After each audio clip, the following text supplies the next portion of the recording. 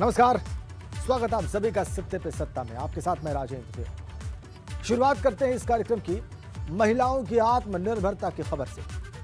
गोंडा में तलाकशुदा और 4 बेटियों की मां यास्मीन ने हिम्मत की मिसाल पेश की। पति से तलाक होने के बाद यास्मीन ने न केवल खुद को आर्थिक तंगी से उबारा, बल्कि एक स्वयं सहायता समूह का गठन कर दर्जन भर महिलाओं को आत्मनिर्भर बनने में मदद की। आप भी देखिए यास्मीन के जज्बे की कहानी।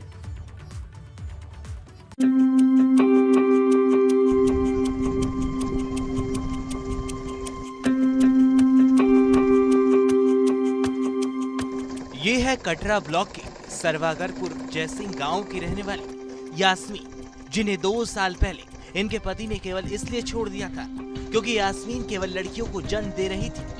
पति के साथ तलाक को लेकर कोर्ट कचहरी में बेतहाशा खर्च के साथ साथ 4 बच्चियों को पालने के लिए यास्मीन को पैसे की जरूरत थी। लिहाजा आर्थिक तंगी से परेशान होकर यास्मीन ने गांव में ही सिलाई कढ़ाई का काम शुरू किया और साथ ही गांव की दूसरी महिलाओं के साथ साथ सिलाई करने वाली महिलाओं का एक समूह बनाया। पहले से सिलाई आती थी तो इसके बारे में हमें पता नहीं था, लेकिन ऐसे चले जब और मदद के लिए कोई नहीं मिल रहा था, हमें स्वयं सहायता समूह बनाया, जिसको जो है गरीब घर से 10 महिलाओं को हमने जोड़ा और हमारे साथ जुड़ी और उन्हीं को लेके सन 2019 में हमें 2 स्कूल का काम मिला, जिसको लेकर हमारी घर का खर्चा चलने लगा, हम लोगों का रोजगार एक मिला।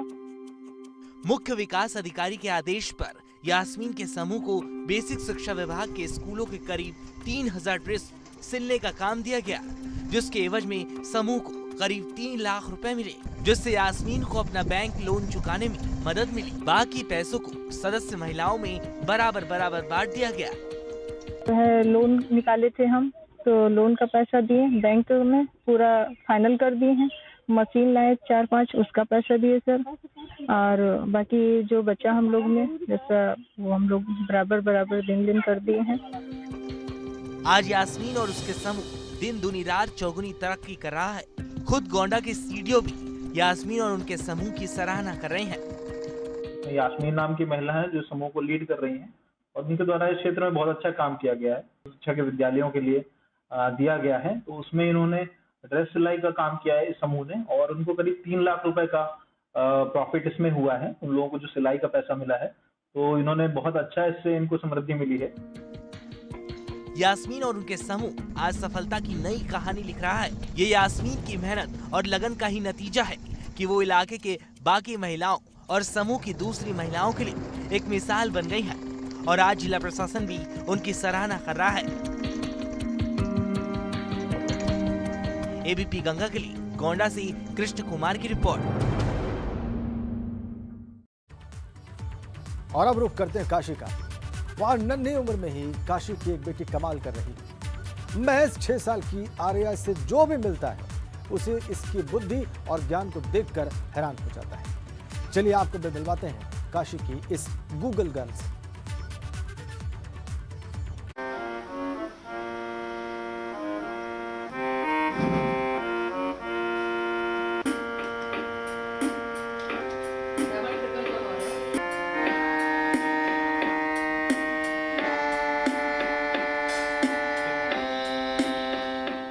ये है काशी की बेटी आर्या प्रकाश, जिनकी उम्र महज 6 साल है और ये क्लास 1 में पढ़ती है। लेकिन ज्ञान ऐसा कि उन्हें गूगल गर्ल के नाम से जाना जाता है। चाहे काशी के घाटों के नाम हो या विश्वनाथ धाम कॉरिडोर या फिर कोई और सवाल, हर जवाब इनकी जुबान पर है। भारत के मानचित्र में कौन सी जगह कहां पर है, सब कुछ इन्हें पता है। शिव तांडव स्रोत, जो शिव तांडव का स्रोत है वो हम सुनना चाहेंगे। जटाटवी गलज्वल प्रवाह पाविदस्थले गलेवलम्बे लम्बिताम्बुजङ्गतुङ्गमालिकां डम डम डम डम निनादवडडर्मयं चकार चन्द्रताण्डवतनोतु न शिव शिवं जटाकटाह सम्भ्रम ब्रह्मनिलिम्प निर्जरी विलोलवीजिवल्लरी विराजमानमूर्धनि धगत धगत धगत धगत ज्वलादपट्ट पावगे किशोर चंद्रशेखरे रत्रि प्रत्यक्षणं मम। आर्या की बड़ी बहन की माने तो आर्या जब छोटी थी तो वो उनकी बोली हुई हर बात को दोहराती थी। पहले तो घर वाले समझ नहीं पाए, लेकिन बड़ी बहन ने छोटी बहन की प्रतिभा को पहचान कर उसे निखारना शुरू कर दिया।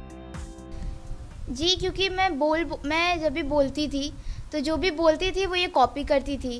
तो ऐसा हो गया कि मैं क्वेश्चन आंसर्स पढ़ रही हूँ फिजिक्स केमिस्ट्री, तो जो मेरे आंसर्स पर्टिकुलर मैं उसे वॉइस नोट पे पढ़ती थी, तो ये भी उसे मतलब लर्न करने लगी। तो ये क्वेश्चन आंसर भी हम लोग का हमेशा से खेल ही रहा है बचपन से। तो इसके लेवल के क्वेश्चंस अगर मैं पूछती थी तो ये उसका आंसर दे देती थी। तो ये हम लोग का एक टाइम पास और फिर ये गेम हो गया। तो फिर मम्मी ने इसको थोड़ा लेवल बढ़ा दिया, तो जब ये लेवल बढ़ा तो उसके अंदर अभी भी है। नन्ही प्रतिभा आर्या से जो भी मिलता है बस हैरान रह जाता है। आज आर्या के परिवार वाले भी अपनी बेटी की प्रतिभा को देखकर खुश होते हैं और उनका सपना है कि भविष्य में वो पढ़ लिख कर काशी का नाम रोशन करे। एबीपी गंगा के लिए वाराणसी से नीतीश कुमार पांडे की रिपोर्ट।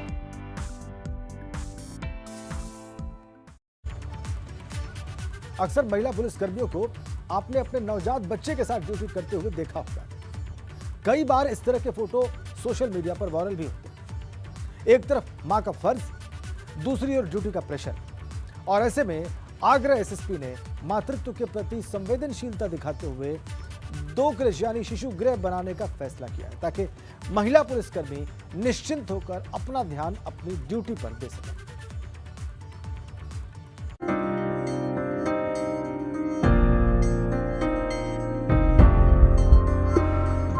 आगरा के महिला थाना में हैप्पी किड्स नाम से एक शिशु गृह संचालित होना शुरू हो गया है। वही पुलिस मॉडर्न स्कूल में दूसरा शिशु गृह बन रहा है, जिसमें नन्हे मुन्ने बच्चों से जुड़े बच्चों के विकास के लिए तमाम खेल खिलौने और कॉपी किताबों का इंतजाम है। हैप्पी किड्स ऐसा शिशु गृह है जहां न केवल महिला पुलिसकर्मी निश्चिंत होकर अपने बच्चों को छोड़कर अपनी ड्यूटी कर सकेंगी, बल्कि उन्हें अपने बच्चों की प्री नर्सरी एजुकेशन की भी चिंता नहीं करनी होगी। क्रेच का उद्घाटन अपर महानिदेशक राजीव कृष्ण की पत्नी मीनाक्षी सिंह ने किया। मेनली मुझे लगता है एक विमेन कांस्टेबल 2 रोल्स प्ले करती है, एक मदर की जैसा और एक पुलिस में। और मोस्टली एक प्रायोरिटी होता है उनके बच्चों को एक सेफ इन्वायरमेंट देने का, जो हम लोग मैक्सिमम पुलिस वाले नहीं दे पाते हैं। और इसलिए हम लोग महिला थाने में स्टार्ट कर रहे हैं ये day care centre happy kids नाम के। आगरा के महिला थाने की बात की जाए तो करीब इस समय 60 महिला सिपाही तैनात है, जिनमें कई सारी महिला पुलिसकर्मी विवाहित हैं और उनके छोटे बच्चे भी हैं। शिशु गृह में जिले भर की महिला पुलिसकर्मी अपने बच्चों को छोड़कर ड्यूटी पर जा सकेंगी। क्रेच में खिलौनों से लेकर स्कूली किताबें और झूलों का विशेष इंतजाम किया गया है। साथ ही शिशु गृह में 4 महिला पुलिसकर्मियों की भी ड्यूटी लगाई गई है, जो इन बच्चों की देखभाल करेंगी। वहीं प्रशासन की इस पहल आगरा की महिला पुलिसकर्मी काफी खुश नजर आ रही हैं कि अब वो निश्चिंत होकर ड्यूटी कर सकेंगी। हैप्पी किड्स ये क्रैश आज शुरुआत की गई है, जो हमारे पुलिस फोर्स के जो लेडी कांस्टेबल्स हैं उनके जिनके छोटे छोटे बच्चे हैं उनको यहाँ पर दिन में रखने की और उनको अच्छे से देखने की सुविधा उनको उपलब्ध कराई गई है। और मुझे लगता है अब वो निश्चिंत होकर अपने काम करेंगी और ड्यूटी और अच्छे से करेंगी, क्योंकि उनके बच्चे बहुत ही एक सेफ और सुरक्षित और क्लीन एनवायरनमेंट में रहेंगे। कई महिला पुलिसकर्मी अपने छोटे बच्चों के साथ लेकर ड्यूटी करती हैं। इससे वो अपेक्षा के अनुरूप काम नहीं कर पाती हैं। बच्चे की चिंता उनके मन में रहती है। क्रेच में बच्चों को छोड़कर वो निश्चिंत भाव से ड्यूटी कर सकेंगी, क्योंकि यहाँ उनके बच्चे सुरक्षित रहेंगे। ऐसे में महिला पुलिसकर्मियों का आउटपुट बढ़ेगा। एक मातृत्व के प्रति संवेदनशीलता का एक बड़ा परिचायक, एक बड़ा कहा जाए उदाहरण इस क्रैच के निर्माण के बाद आगरा पुलिस के लिए कहा जाए एक बहुत बड़ा एक गर्व की बात है और एक कहा जाए संवेदनशीलता की बात है कि इस तरह का उन्होंने एक उदाहरण पेश किया है। आगरा से नितिन उपाध्याय, एबीपी गंगा। सादा भोजन, उच्च विचार, ये तो सभी ने सुना होगा, लेकिन दीर्घायु और सेहतमंद रहने का भी यही राज है। कम से कम स्वामी शिवानंद को देखकर यही मालूम पड़ता है, जिनकी उम्र करीब 125 वर्ष है। चौंक गए ना? लेकिन ये सच है। आप भी देखिए कैसी जीवन शैली है स्वामी शिवानंद की।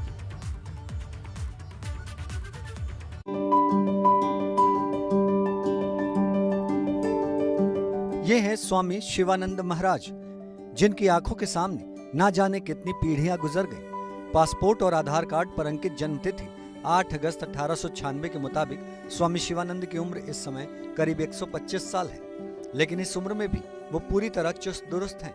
स्वामी शिवानंद की माने तो इंद्रियों पर नियंत्रण, संतुलित दिनचर्या, सादा भोजन, योग और व्यायाम की वजह से उन्हें इतना लंबा जीवन मिला। स्वामी शिवानंद भोजन में मीठे और नमक का सेवन नहीं करते हैं। इसके अलावा ज्यादातर उबली हुई सब्जियां ही लेते हैं। स्वामी शिवानंद के शिष्यों ने उनका नाम Guinness book of the world record में सबसे उम्रदराज व्यक्ति के रूप में दर्ज कराने के लिए आवेदन भी किया है। 3 बजे सुबह उठता है और रात 9 बजे सो जाता है। बीच में बाबा जी कभी रेस्ट नहीं लेता है। डाइट चार्ट है, इन्हें उबले हुए सब्जी लेता है, 2 रोटी दोपहर में लेता है और रात में 2 रोटी लेता है, नहीं तो बार्ली लेता है। ये कहते हैं कि नमक, चीनी और चिकनाई छोड़ दिया जाए तो पूरी तरह स्वस्थ रहा जा सकता है, और ये आरू मंदिर भी मानता है। स्वामी शिवानंद वाराणसी के रहने वाले हैं और प्राकृतिक चिकित्सा से लोगों को परिचित कराने के लिए गोरखपुर के आरोग्य मंदिर में 10 दिनों के प्रवास पर आए हैं। स्वामी शिवानंद शिष्यों के बुलावे पर England, France, Spain, Austria, Italy, Switzerland, Germany, UK के साथ ही 50 से ज्यादा देशों का भ्रमण कर चुके हैं। उनके शिष्यों के मुताबिक स्वामी शिवानंद बाल ब्रह्मचारी हैं और उन्होंने स्कूली शिक्षा नहीं ली है, लेकिन अंग्रेजी, हिंदी और बांग्ला भाषा में बखूबी बोलते हैं। बाबा जी के स्कूल एजुकेशन नहीं है, लेकिन उनको पास बाबा सब सीखा है। उसके बाद गुरुजी के पास रहा और आध्यात्मिक शिक्षा, मटेरियलिस्टिक शिक्षा, ऑल एजुकेशन बाबा को मिला है। स्वामी शिवानंद अपने 25 शिष्यों के साथ इन दिनों गोरखपुर के आरोग्य मंदिर में लोगों को प्राकृतिक चिकित्सा से परिचित करा रहे हैं। आरोग्य मंदिर के निदेशक डॉक्टर विमल कुमार मोदी की माने तो स्वामी शिवानंद का आशीर्वाद पाकर वो धन्य हो गए हैं। मुझे बड़ी प्रसन्नता हुई कि एक 125 वर्ष के व्यक्ति को मैं आरू मंदिर में रखूं, इनका आशीर्वाद प्राप्त करूं, इनकी पग धूली हमारे आरू मंदिर में पड़े और आरू मंदिर और चमके। आज के समय में जब अधिकांश लोग अनियमित दिनचर्या और गलत खान पान की वजह से तेजी से रोगों का शिकार हो रहे हैं, ऐसे समय में स्वामी शिवानंद की संतुलित दिनचर्या और सादा भोजन लोगों के लिए एक सीख की तरह है। एबीपी गंगा के लिए गोरखपुर से नीरज श्रीवास्तव की रिपोर्ट। कहते हैं ठान लो तो कुछ भी नामुमकिन नहीं है, और ऐसा ही कुछ कर दिखाया है ठेले पर चाट बेचकर जीविका चलाने वाले के बेटे ने, जिसने जेईई मेंस की परीक्षा में 99.91% अंक लाकर माता पिता के सपनों में 4 चांद लगा दिए। बेटे की सफलता से पूरा परिवार बहुत खुश है।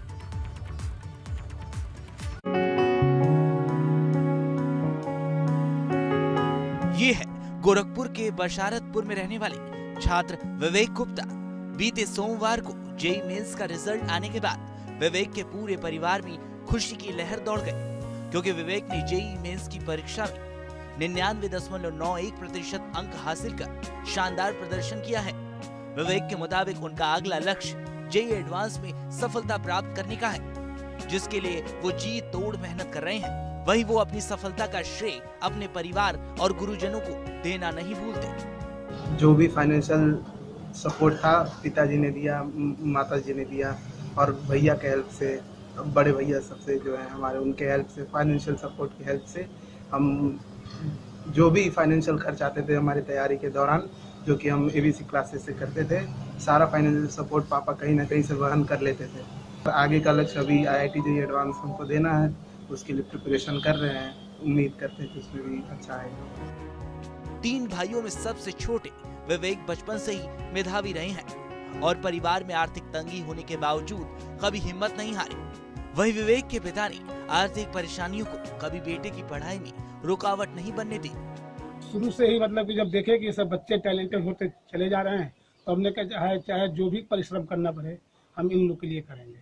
लड़का भी होनहार थे, मनोबल बढ़ता गया, मेहनत करते गए, फिर इन लोग की सफलता मिलती गई। विवेक की शानदार सफलता की आज पूरे इलाके में चर्चा है। उनकी उपलब्धि से पूरा परिवार बेहद खुश है, क्योंकि पूरे परिवार का सपना साकार हुआ है। एबीपी गंगा के लिए गोरखपुर से नीरज श्रीवास्तव की रिपोर्ट। कोरोना काल में बाकी गतिविधियों के साथ साथ खेल जगत की भी सभी गतिविधियां रुक गई थी, लेकिन अब हालात में धीरे धीरे सुधार दिखाई दे रहा है। और अब बड़ों के साथ साथ छोटे छोटे बच्चे भी खेल के मैदान पर उतरकर अपने हुनर को निखारने में जुटे हुए। ऐसा ही कुछ जज्बा दिखा पीलीभीत के स्टेडियम में उतरे नन्हे खिलाड़ियों में जो जीवन में कुछ कर गुजरने का हौसला रखते हैं।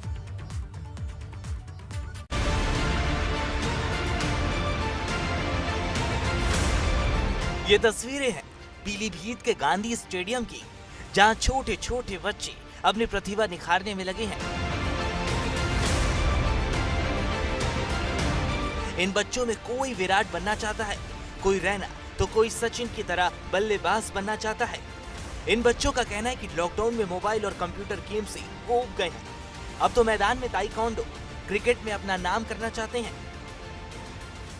हम चाहते हैं कि हम जय सुरेश रैना, युवराज सिंह की तरह खेल सकें। जब मैंने सचिन तेंदुलकर, जय सहवाग को देखा तब मुझे लगा कि मैं भी इनकी तरह बनना चाहता हूँ। बड़खेरा से यहाँ से 20 किलोमीटर रोज आता हूँ प्रैक्टिस करने। मैं भी चाहता हूँ कि मैं विराट कोहली की तरह बनूँ, खेलूँ अच्छा। कोरोना काल के बाद सब गेंद बंद हो गए थे, कोरोना पे हमने जीत हासिल की। उसके बाद स्टेडियम में हमने आना शुरू किया और हमारे जगदीश सर हमें सब अच्छा सिखा रहे हैं, अच्छी प्रैक्टिस दे रहे हैं हमें वो। लड़कों के साथ साथ छोटी बच्चियां भी खुद को खेल की दुनिया में आगे बढ़ा रही हैं। 4 साल की नन्ही परी ताइक्वांडो सीखकर परेशान करने वालों को सबक सिखाना चाहती है। मैं सीख रही हूँ जिससे जो भी मुझे परेशान करे उसको मैं गिरा दूँ।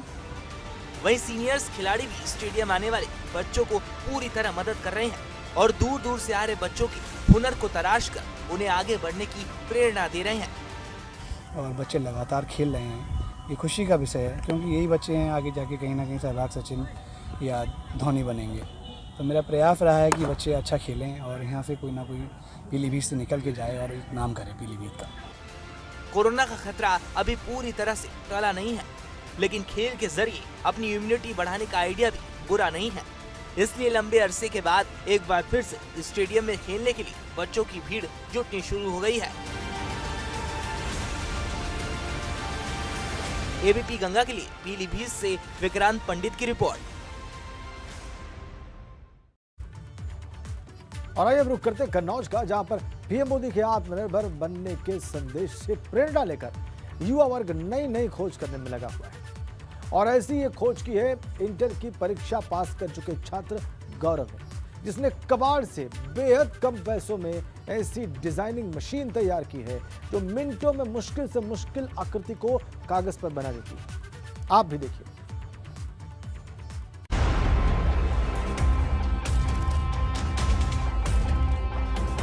ये है कन्नौज के होनहार छात्र और नन्हे वैज्ञानिक गौरव, जो कन्हैयालाल विद्या मंदिर इंटर कॉलेज से कक्षा 12वीं की परीक्षा पास कर नीट की तैयारी कर रहे हैं। यूं तो गौरव पिछले कई सालों से नए नए आविष्कार कर अपनी काबिलियत का लोहा मनवा चुके हैं, लेकिन उनका सबसे नया आविष्कार है डिजाइनिंग मशीन, जिसे उन्होंने महज 5 से 7,000 रुपए में कबाड़ से तैयार किया है।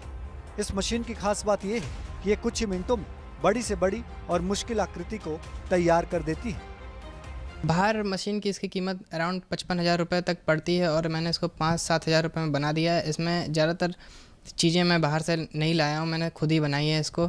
इसमें रॉड और स्टेपर मोटर, सर्वो मोटर, 2 रुपये का पेन, आप कोई भी चीज़ इसमें यूज़ कर सकते हैं ड्राइंग करने के लिए, पेन, पेंसिल, मार्कर। और इसमें एक बेड के ज़रिए पूरी मशीन घूमती है, इसका प्रोग्राम कंप्यूटर पर आप कर सकते हैं।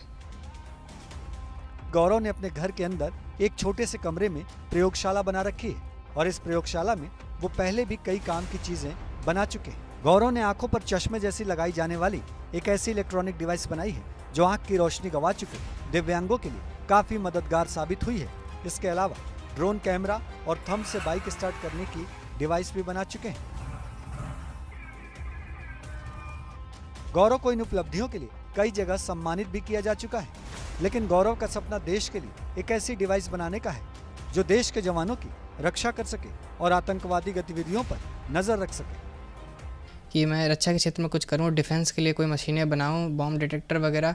मैं रक्षा के क्षेत्र में और जनता के लिए बहुत सारी ऐसी चीज़ें बनाता हूं जो उनके दैनिक कार्य करने में उनको आसानी हो, उनको कोई दिक्कतें ना हो। इतनी कम उम्र में इतने आविष्कार कर गौरव ये साबित कर चुके हैं कि उनमें प्रतिभा की कोई कमी नहीं है। कमी है तो बस संसाधनों और आर्थिक मदद की, जिसके मिलने का वो इंतजार कर रहे हैं। एबीपी गंगा के लिए कन्नौज से नित्या मिश्रा की रिपोर्ट। इस रिपोर्ट के साथ ही इस बुलेटिन में फिलहाल इतना ही। आप देख रहे थे सत्य पे सत्ता। धन्यवाद।